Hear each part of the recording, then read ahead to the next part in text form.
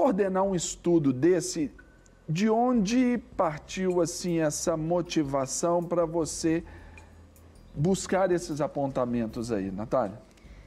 A motivação partiu pensando que hoje os teleoperadores é uma categoria profissional que está em crescimento, né? Então, assim, muitas empresas têm o teleoperador como se fosse um cartão de visitas da empresa. Então, eles precisam ser bem preparados para mostrar isso para o cliente, né? Então, pensando que o instrumento de trabalho do teleoperador é a voz, então pensamos, vamos estudar essa questão da voz do teleoperador. Está sendo bem cuidado, o ambiente de trabalho está sendo favorável, por isso que nós pensamos em trabalhar esse profissional que está em crescente no país e no cenário mundial.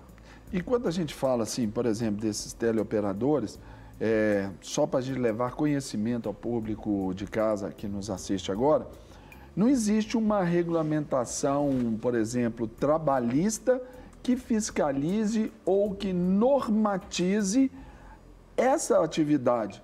Por exemplo, olha, só pode trabalhar tantas horas por dia, falando e tendo intervalos de X minutos a cada tantos períodos. Não existe isso, né, Natália, Não. ainda, né? Hoje ainda não existe, né? E aí o que a gente vê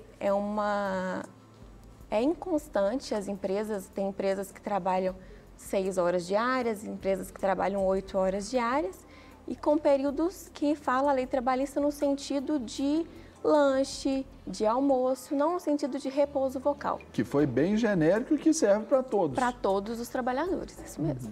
E quando, por exemplo, fala da necessidade, principalmente dessas pessoas, porque, como aqui, a gente sai, vem para a TV, a gente já vai fazendo aqueles aquecimentos que a gente precisa de fazer, nem sempre a gente faz. Não conta para ela não, viu, gente? Ela é fonoaudióloga, não conta para ela não.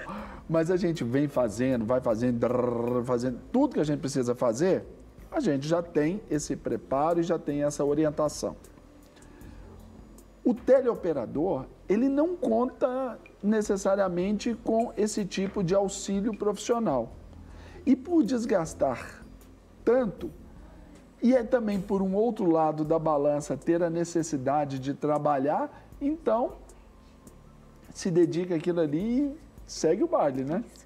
Muitas vezes as pessoas acham que o profissional da voz é o apresentador, é o cantor, é o professor e não percebe que o teleoperador também é profissional da voz. Ele não está sendo visto, a imagem dele não está ali projetada, mas a voz dele está ali. É um profissional meio que invisível, né? Invisível, mas ele está ali com o uso constante da voz, necessita de um aquecimento, de um desaquecimento, necessita de um preparo de fortalecimento, né? Hidratação constante. Hidratação constante, uma alimentação adequada, né? Então, assim, são várias questões da saúde que não são vistas.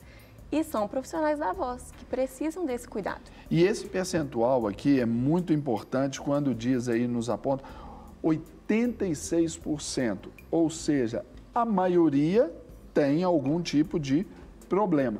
Quais são os principais problemas que você detectou dentro dessa sua pesquisa? Sim. Na pesquisa, a gente quis ver os sintomas que os teleoperadores apresentam. Então, 86% deles apresentaram algum sintoma vocal, não necessariamente tendo alguma alteração de voz, porque a gente não fez uma avaliação da prega vocal. Então, foi uma clínica, vamos dizer assim, foi né? uma autopercepção. Então, nós usamos um questionário que apontavam sintomas vocais e 86% deles apresentavam pelo menos um sintoma vocal. Dentro dessa amostragem aí, quantos foram pesquisados ali? Você tem mais ou menos Foram pesquisados 80 teleoperadores de uma empresa específica de Belo Horizonte, que atendem demandas de uma empresa terceirizada do setor público, e foram 80 teleoperadores. Pensando que 56% deles apresentaram entre 3 e 5 sintomas vocais, sendo os sintomas vocais mais frequentes cansaço vocal, dor de garganta e voz monótona. Voz monótona porque eles têm uma mensagem pré-preparada, né, para falar para o cliente. Então, aquilo torna-se repetitivo demais. Então, eles acham que a voz está monótona. né? Tá cansativo aquilo. Então, esses foram três principais sintomas. Por exemplo, essa voz monótona aí, como que ela é levada, por exemplo, no dia a dia, assim, como ela interfere no dia a dia, em casa, com a esposa, com o filho?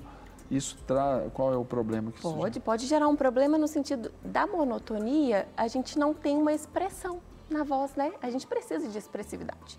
Se a gente não tem uma expressividade, fica aquela voz que não tem interesse, não chama atenção para o cliente, né? Então, se a gente fica isso numa constância... E que é contraproducente até no trabalho dele, Exatamente, né? Exatamente. Como eles têm um script já para falar com o cliente, isso fica automatizado e é negativo. Aperta o play e o pause ali, está tudo certo. Né? Exatamente. Nós vamos mostrar aí agora para o pessoal de casa alguns pontos, né, sobre o que desfavorece aí ao trabalhador, principalmente aos teleoperadores, esses pontos que precisam ser ressaltados, e o primeiro deles aí são as estações de trabalho dos teleoperadores.